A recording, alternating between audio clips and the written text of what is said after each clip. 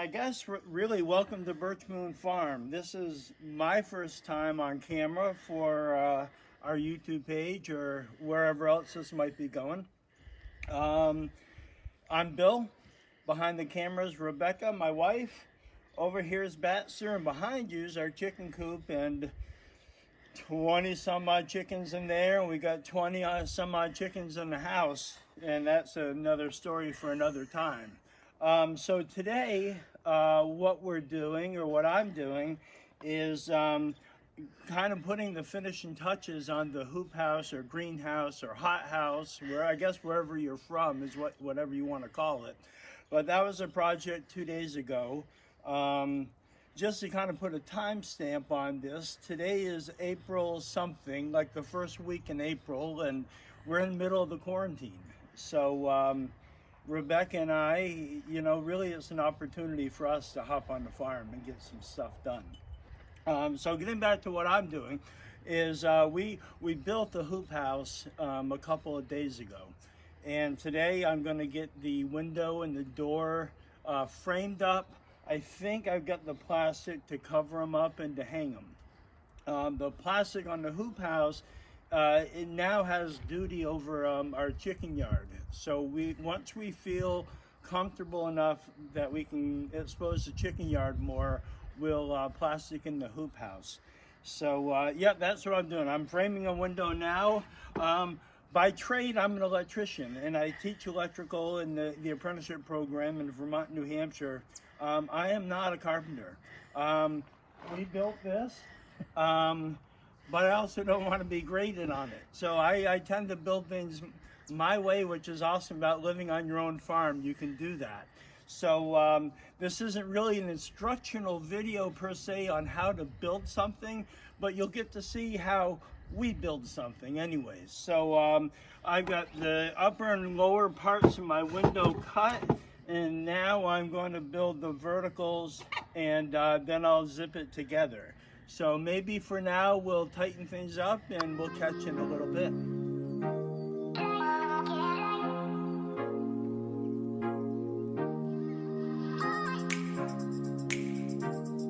Our hoop house, greenhouse, hot house. And this was our project the other day. What I've done is I've made a new window for the back. I'll show you that in a minute. And prior to Rebecca and I buying the property here, we lived in Brattleboro, Vermont. We rented an apartment, and I had seen this design with the cattle panels for a greenhouse, and we'd made one in town. And I saved most of the components and I'm reusing what I can. Once I dry fit this window, I'll remove the plastic and the strapping and the hardware off the window from the old greenhouse and get it onto this one before I mount the window. Well, let's go around and see how we did. The window frame.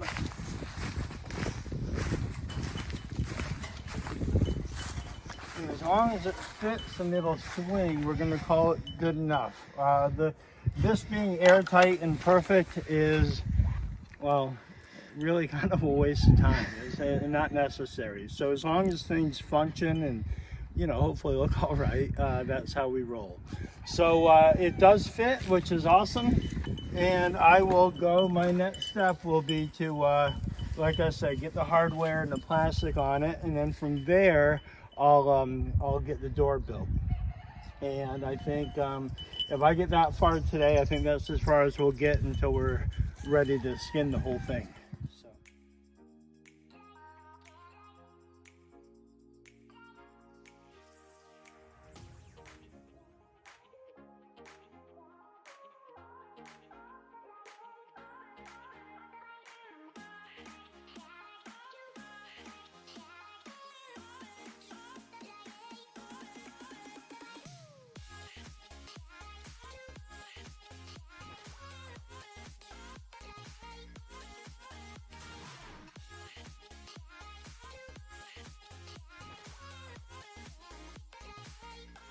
Now we're going to hang the window.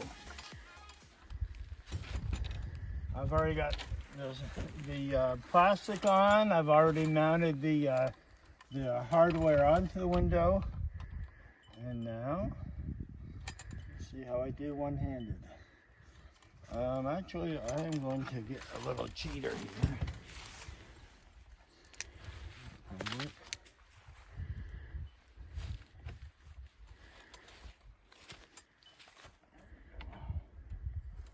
Yep.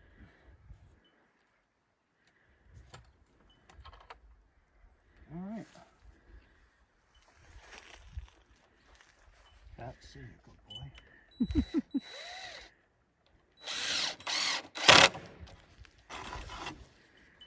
Yep, there we go. I'm gonna finish the hinges, and then window will be all set for now. I got other hardware that we'll use. I have some to prop it up, and from the old greenhouse, I had a heat activated hinge, so I may have to tinker with that to bring it back to life. But yeah, there's actually there's a lot of components to this. We actually have a set of solar panels we may bring down here, and a 12-volt fan that I bought. Actually goes into a car, but everything off of the PV would run 12 volts. So we may still frame in a fan.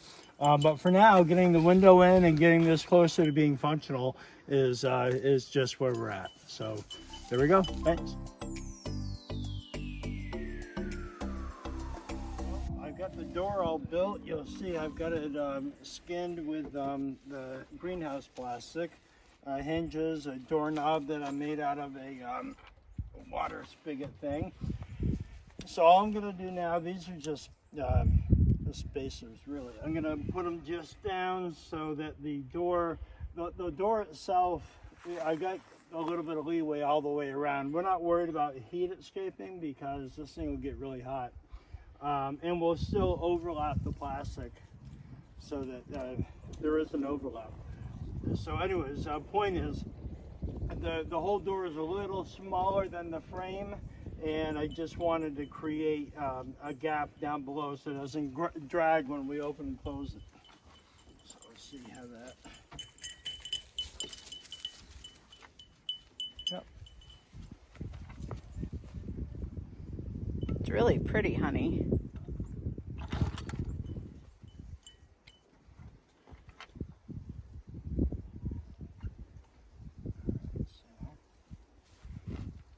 Going.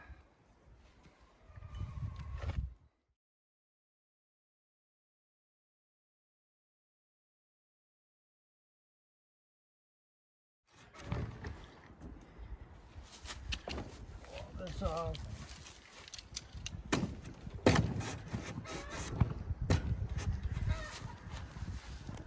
A little tight. I'll make an adjustment.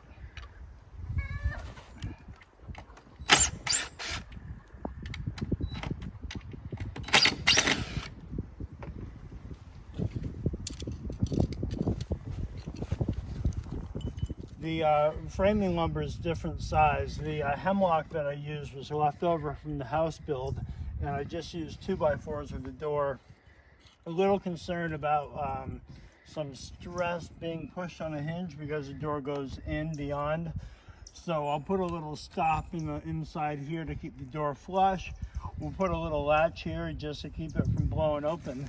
And I've got some framing still to do on either of these corners. That'll help us when we apply the plastic.